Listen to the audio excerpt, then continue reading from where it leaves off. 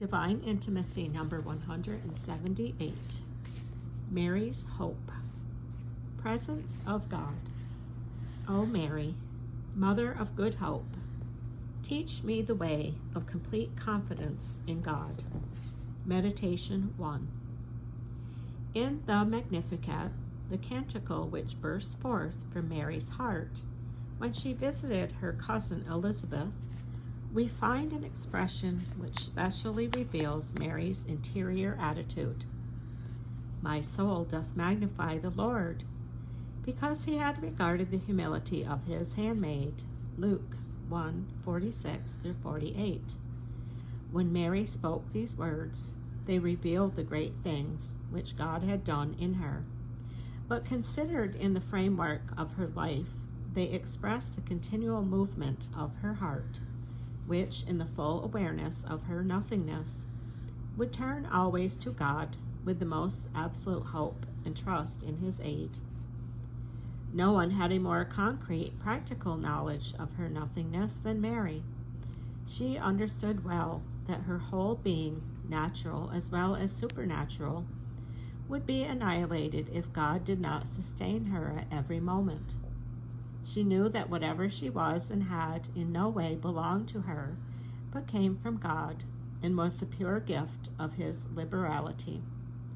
Her great mission and the marvelous privileges which she had received from the Most High did not prevent her from seeing and feeling her lowliness, but far from disconcerting or discouraging her in any way, as the realization of our nothingness and wretchedness often does to us, her humility served as a starting point from which she darted to God with stronger hope.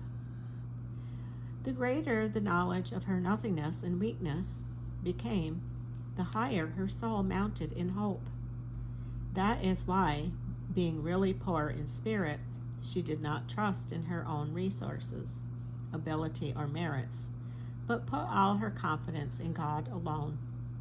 In God, who sends the rich away empty and fills the hungry with good things.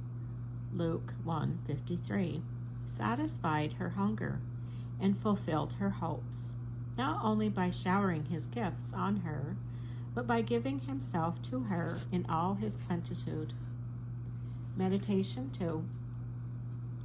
Mary's hope was truly absolute. We have a typical example of it in her attitude toward Joseph, at the time when he, aware of her approaching maternity, of whose origin he knew nothing, was minded to put her away privately. Matthew 1:19.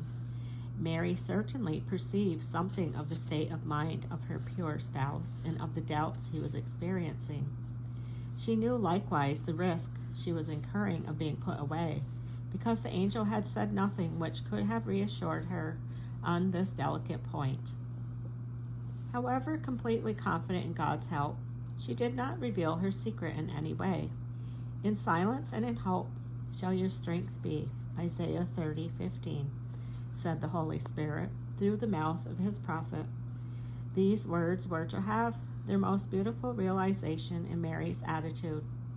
She remained silent and did not try to justify herself in Joseph's eyes. She was silent because she was filled with hope in God and absolutely certain of his help. Silence and hope permitted her to rely entirely upon God.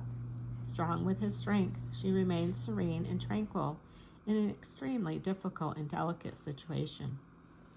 We also hope in God, but our hope is not absolute like Mary's.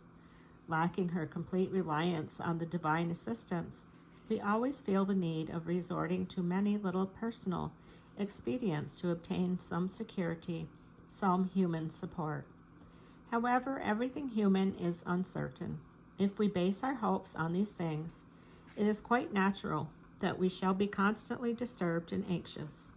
By her silent hope, the Virgin Mary shows us the only way to real security, serenity, and inner peace, even in the most difficult circumstances, the way of total confidence in God.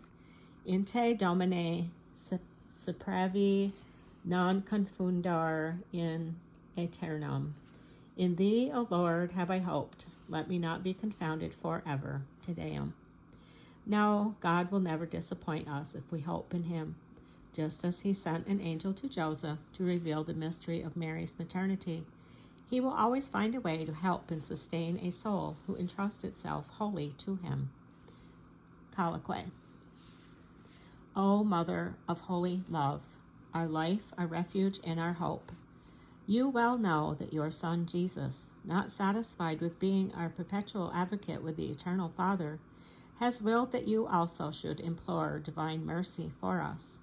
I turn to you, then, hope of the unfortunate, hoping by the merits of Jesus and by your intercession to obtain eternal salvation. My confidence is so great that if I had my salvation in my own hands, I should yet place it in yours, for I trust in your merciful protection more than I do in my own works. O my Mother and my hope, do not abandon me. The pity you have for sinners and your power with God are greater than the number and the malice of my faults. If all should forget me, do not you forget me, Mother of the omnipotent God. Say to God that I am your child, and that you protect me, and I shall be saved. Do not look for any virtue or merit in me, my Mother. Look only at the confidence I place in you, and my desire to improve. Look at all that Jesus has done and suffered for me, and then abandon me, if you have the heart to do so. I offer you all the sufferings of his life, the cold he endured at the stable, his journey to Egypt, the blood he shed, his poverty, his sweat, his sadness, and the death he endured for love of me in your presence. And do you, for the love of Jesus, pledge yourself to help me. O my Mother, do not refuse your pity to one for whom Jesus did not refuse his blood. O Mary, I put my trust in you. In this hope I live, and in this hope I long to die, saying over and over, Unica spes mea Jesu, et post Jesum Virgo Maria. My only hope is Jesus, and after Jesus, Mary. St. Alphonsus. End of number 178, Mary's Hope.